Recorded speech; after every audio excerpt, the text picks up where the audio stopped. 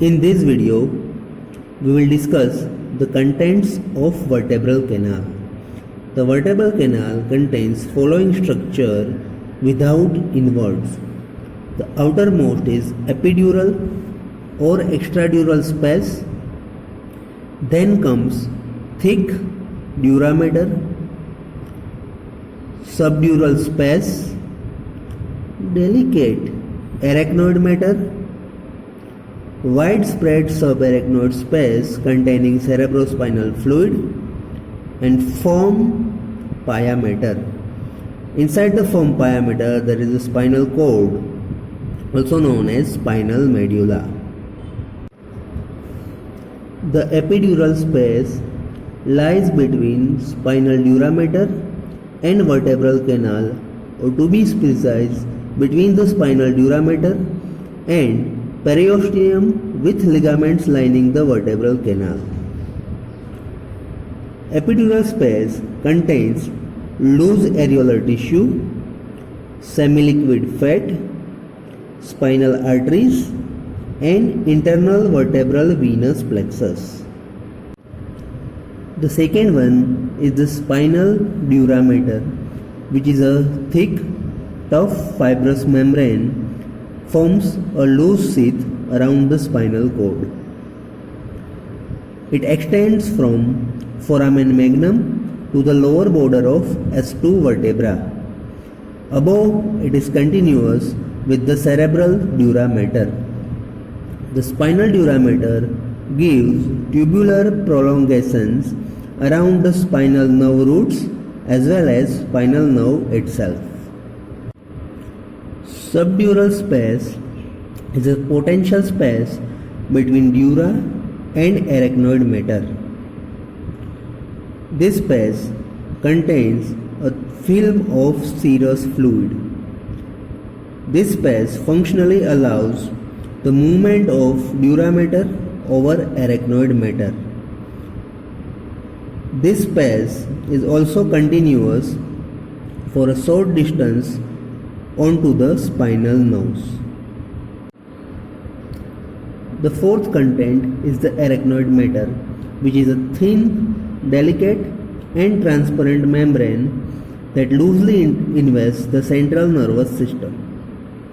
Inferiorly, arachnoid mater extends up to the lower border of S2 vertebra. This arachnoid mater is adherent with the dura mater at the sites where some structures pierce the membrane, as well as at the site of attachment of ligamentum denticulata. The subarachnoid space between arachnoid and pia mater contains the cerebrospinal fluid. Cranially, spinal subarachnoid space is continuous with the subarachnoid space around the brain.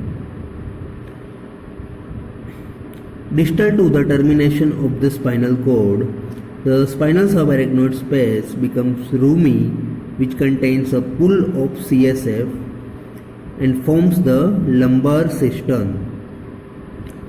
Usually, cerebrospinal fluid can be withdrawn from this lumbar cistern. So, that subarachnoid space was the fifth content. The sixth one is a pia mater, which is thin, highly vascular membrane and closely invests the spinal cord. It is continuous below the spinal cord as a thin thread-like filament known as filum terminale. The pia mater at various sites modifies into some special areas which are known as processes of pia mater. There are four such processes. The first one is filum terminale, the second one is subarachnoid septum, the third one is linea splendens, and the fourth one is ligamentum denticulata. The first one, filum terminale, is a thin, delicate thread-like structure extending from conus medullaris up to the first coccygeal vertebra. It is about 20 centimeter long. It is composed of non-nervous tissue as well as nervous tissue. The non-nervous tissue consists of pia mater, whereas nervous tissue is composed of nerve fibers of second, third and fourth coccygeal nerves. The central canal of spinal cord extends in upper 5 mm part of the filum terminale. This filum terminale is having two parts, filum terminale internum and filum terminale externum. Out of 20 cm long filum terminale, the part of filum terminale which lies within the dural sac is known as filum terminale internum, which is about 15 cm long and extends up to the S2 vertebra, and remaining part 5 cm which lies outside of the dura mater or dural sac.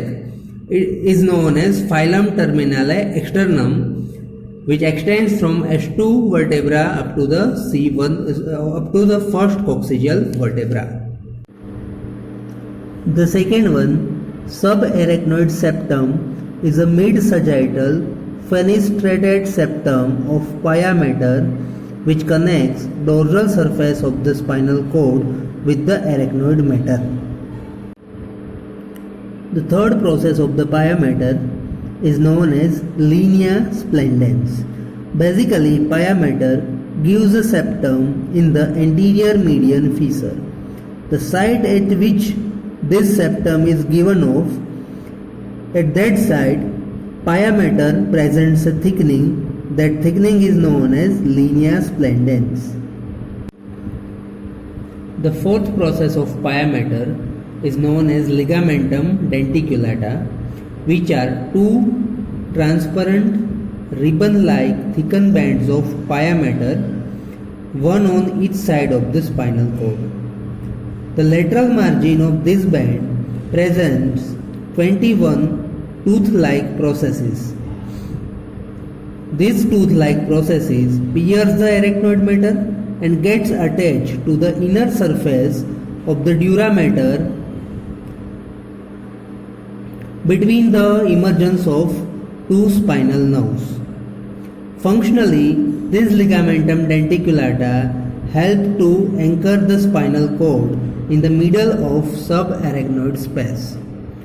The first teeth of ligamentum denticulata lies at the level of foramen magnum, and the last teeth lies at the level between T12 and L1 spinal nerves.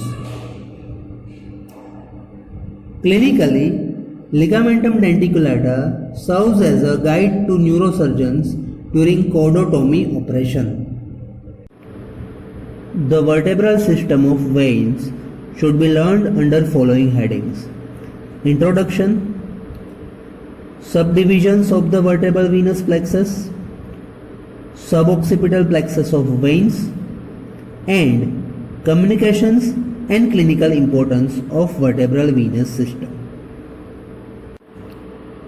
We will now learn the vertebral system of veins. Why we should learn the vertebral system of veins? Because carcinoma of prostate and breast can spread to the vertebral column and skull via this vertebral system of veins, as well as chronic empyema, that means the collection of pus in the pleural cavity, may cause brain abscess via septic emboli.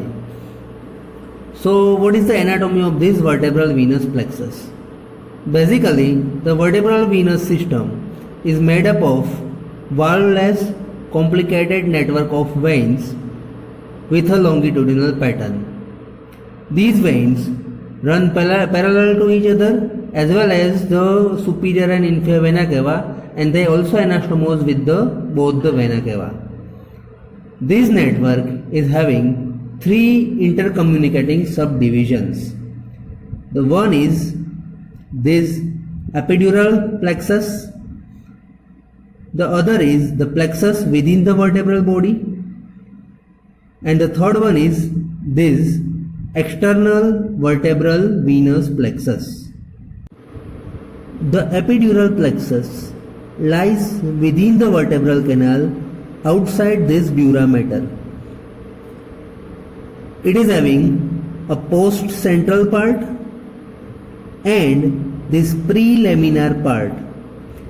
Both of this part drained by two separate veins.